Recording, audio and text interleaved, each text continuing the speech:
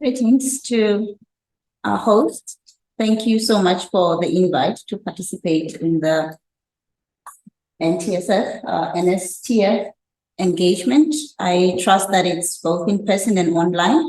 Yes. So may I be guided on which way I must face, so I don't look. If you look at me, the camera is right there. So Great. yes. Okay, great. Yeah. As mentioned, my name is Malese Ndlhovu. I'm a Senior Business Development Manager at the Technology Innovation Agency. I'll just take you through around who we are, why we came about into existence, and what role and value proposition do we serve for South Africa, but also for sustainable growth of both the country, but at a global scale. That's basically what we do on behalf of the state. I'll go back to the reason why we are in existence. I trust that the bios have already been disseminated. My role is business development in terms of supporting the investments that have come about at TIA and making sure that that intellectual property that we have invested into goes through a well thought out and a proactive full investment lifecycle management and the translation of that into commercial opportunities. That's my role and how I support the agency and how I support the Republic of South Africa. Specifically, the fact that we are an agency of the DSI in accomplishing this task. We were formulated by an act of parliament on the premise that to create a venture or revenue or some type of transformation that would impact the lives of South Africans from an ideal is a business that happens in the knowledge economy. And it is a bit difficult to work with things that are mostly intangible because ideas reside in the brain. And it's not just touch and feel type of products that you procure from elsewhere, then you sell from elsewhere. You're converting an idea and it goes through several metamorphoses up until it gets to the marketplace where there is an intended user, there is an intended market, and there is a willing buyer for that. And also, we also need to look into the fact that at the end of this value chain of this innovation, lives have to be impacted. Social good has to be achieved as well. So we were created to bridge that innovation chasm. It's a popular term that is used to describe how ideas may be born out of great relevance, opportunities, mistakes, market gaps, and many other rationales why one would come up with a very relevant and highly impactful idea. However, for it to reach to the marketplace, it goes through this value chain where there was a higher level of failure than conversion of those ideas into product and services and consumable goods in the marketplace. So this is why we were created to be able to play that role that is more or less around having a strong catalytic role around supporting innovation. But also, we don't necessarily use funding support for that, just money only. It's financial and non-financial so that we can have thorough handholding of supporting these innovations into, as I've already mentioned, economic opportunities and sustainability for our country. We can go to the next slide.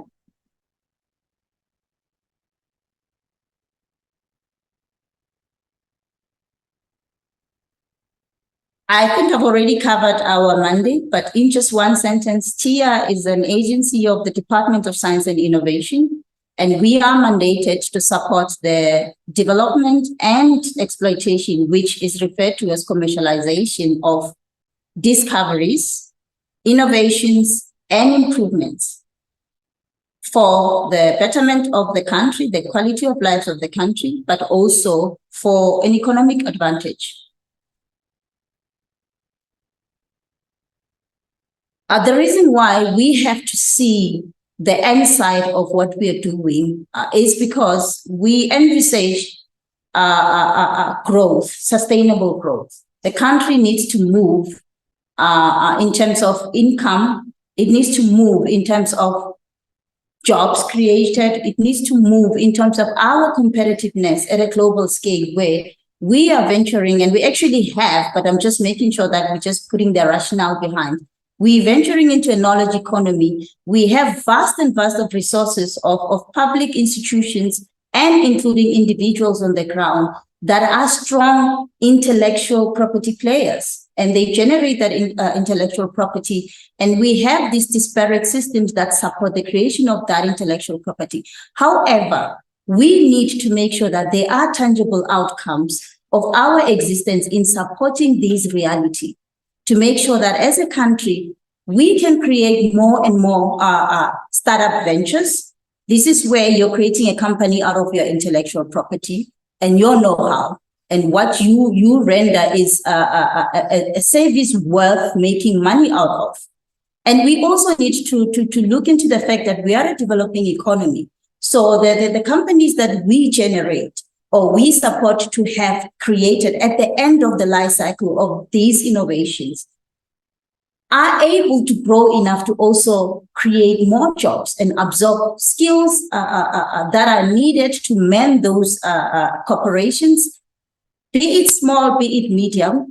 The fact that you would need the supporting expertise to be able to man your venture and also grow enough to be able to scale. You scale locally, regionally, and internationally.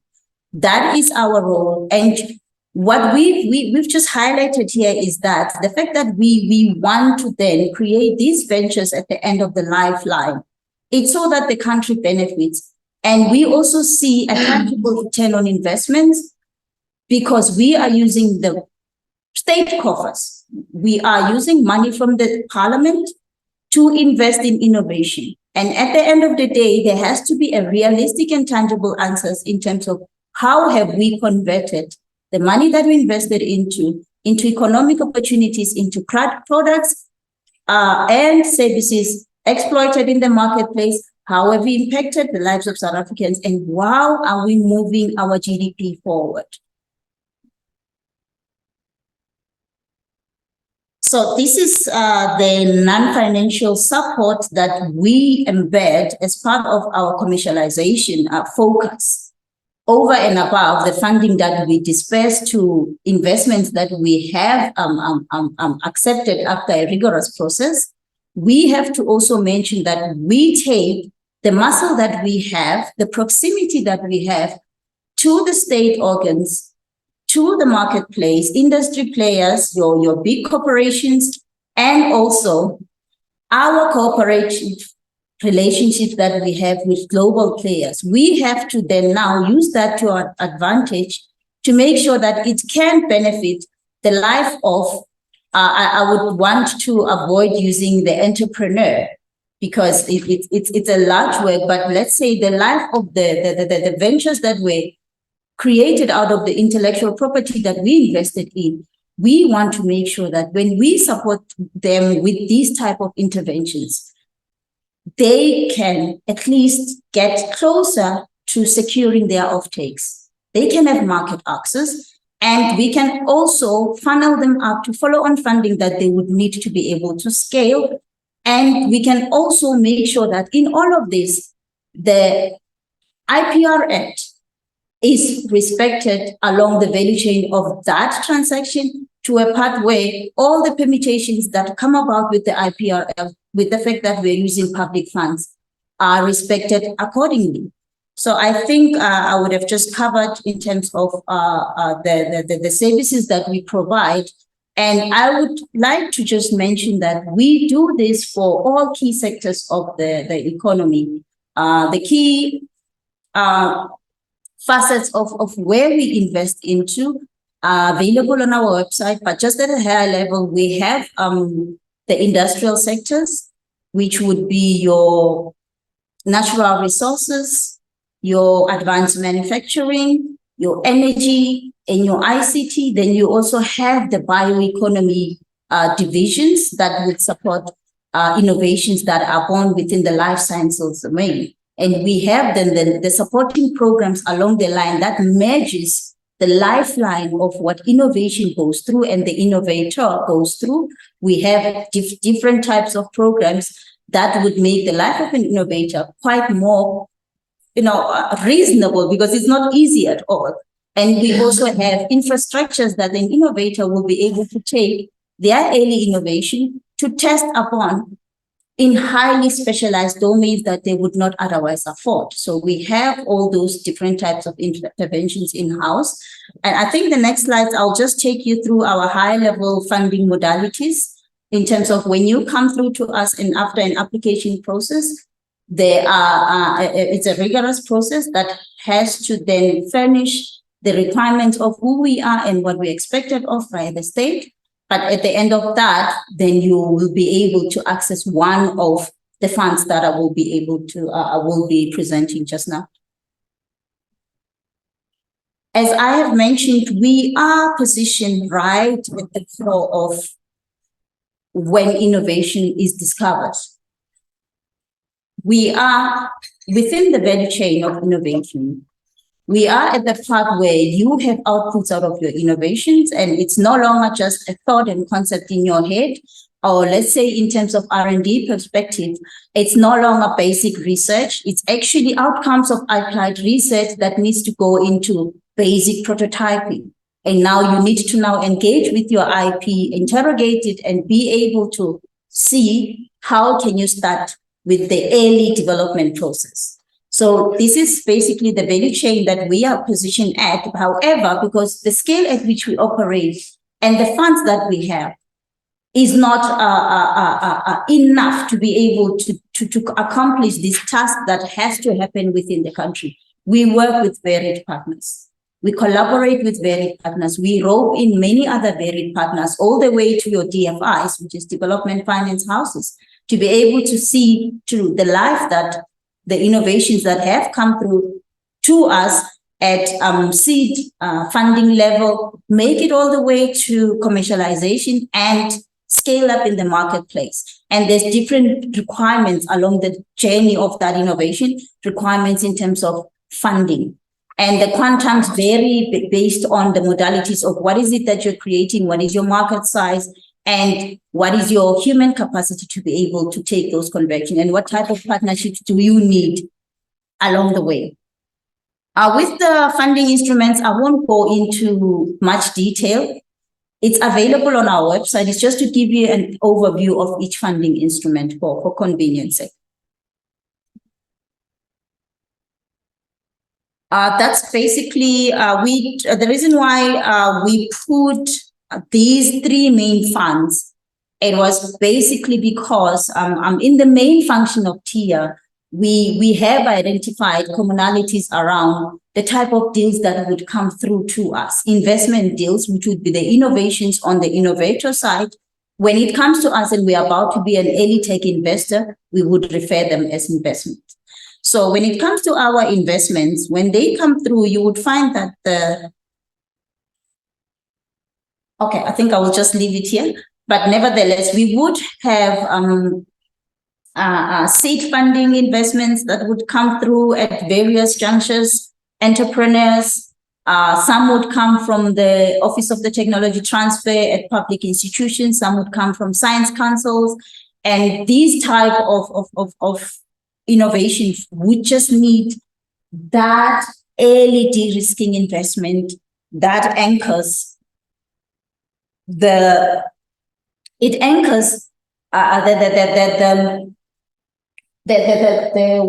value proposition of that idea, but it also anchors early development so that you are able to establish a prototype that will be able to now build either towards a bigger prototype that will be a demonstrator, or maybe one that you can take to your early market. So the permutations there are varied. It depends on the scope and the focus of the actual investment. However, we do have a fund to support that so that we can see how viable is this at this juncture, and what does the market say about this type of innovation at that particular juncture. The next fund would be our technology development fund. It's a bigger fund than the seed funding because we are not seeding an idea anymore into a prototype. Now we're developing a full-scale technology demonstrator that will take you a couple of months to years to develop, depending on the complexity of your technology. And with that, we have to then make sure that we have metrics that wants to position this innovation as not just only competitive, but you also have to look at what is the proximate market saying about it? Are you able to engage with an early market for piloting purposes? Are you able to do field trials? What is it that you're going to produce that is going to convince the external stakeholder of the merits of your innovation and what you need from them at the particular time? So at the outcome of this fund would be the technology demonstrator and also ascertaining viability, economic viability, technical viability, all the feasibilities that needs to be ticked right. And to also look at the fact that how is this innovation going to generate revenue? That is the part where this fund will be starting to unlock those type of interrogations and the support that is needed accordingly. And the commercialization support fund is basically in line with what I have mentioned when I opened my presentation. This is where we are now looking at viabilities and modalities of converting that which you have created, that which is tangible and is a demonstrator. How do you now then package it into a full-scale product that will venture into the market? How will you be able to sell it if it does not need to be something that is tangible? And how would you be able to transact with it as a form of fundamental intellectual property that is within your ambit? And you want to now make revenues out of that, but you also now intend to take it to the domain that is intended to, and you impact the lives that you had envisioned when you came up with the idea. I would like to mention that with this life cycle, things change along the lines. Market shifts, technology shifts, geopolitical dynamics, and you lose some resources. So along the way, the strategy of how you had intended to commercialize your ideas have to also be recalibrated throughout the technology development and throughout while you are now near market facing. This is where we have to now interrogate and support the innovation with that cap in mind, and also seeing what type of capacity do you need at that time to make sure that you are able to sell. The type of resources that you need, who and how does your jockey look like at that juncture? Do you have people that will be able to go and secure offtakes, sell? How do you need our support? And the likes that I've already mentioned on the business enablement slide. I think it might be, yeah, we can move to the next one. So this fund is a fund that was conceptualized a couple of years ago. It's an industry matching fund where we collaborated with angel investors and other funding houses that were investing in the early tech innovation space. And the commonality here was that we have a model where it's matched funding, a rent for the rent that was provided, or in some instances, if TIA is able to then provision for a bigger quantum of what was already initially investment, we would be able to do that based on the business case and based on the attractiveness of the investment. But also the affirming factor here is that you have active investors that are in the marketplace that have already endorsed and invested in your investment. And they need TIA to also pitch in to make sure that you can move. And TIA brings its own value proposition, which is not just money. Also, those angel investors bring a vested interest in your investment because they will also support you to win. So at the end of the day, the persons that benefit the most is the innovators and the venture that they're driving at that juncture. So we have piloted this and we have some successes, and we look forward to now improving on the modalities and making sure that it is an airtight type of fund that we can support, because most of the early tech innovations in our country, especially let's say for instance, fintech, tends to move quite faster than our normal life cycle that we are familiar with in terms of other intense heavy industries that we also support. So this is the fund that now would make the angel investors' life easy because they have quick returns in mind. And we also then are part of that value chain. And we have the Innovation Fund, it's the DSI Innovation Fund. I think there have been all kinds of good talks about it. This is a fund that was introduced as another intervention by the state to be able to support at the juncture where you are market facing and you still have that high potential but high risk innovation that we are mandated to support in, but we alone will not be able to see that to fruition. So we have the support of the state, the Department of Science and Innovation Fund, and we are able to then access that to help our innovations venture into the market, encounter early revenues, and be able to do some level of business development and product development. Let's say you have a platform. Out of that platform, you may have derivatives of your IP.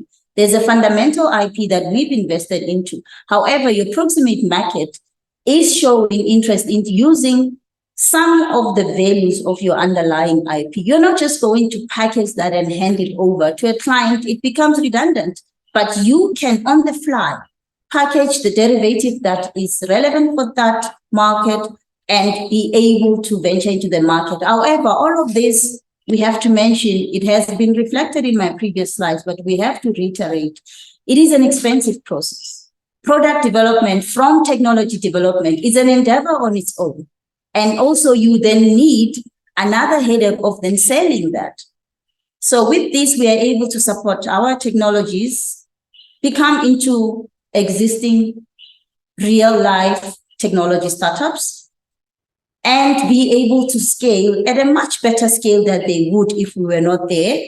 But also we have the capacity to take them to international markets where their innovations may have an uptake here, but at the same time, you might have a concurrent uptake in other adjacent markets in other countries. Then we then come about to make sure that our relationships and trade relations with those countries are matured enough and they are primed enough to be able to receive you to transact in those particular countries. And we do this with the help and access of the Innovation Fund.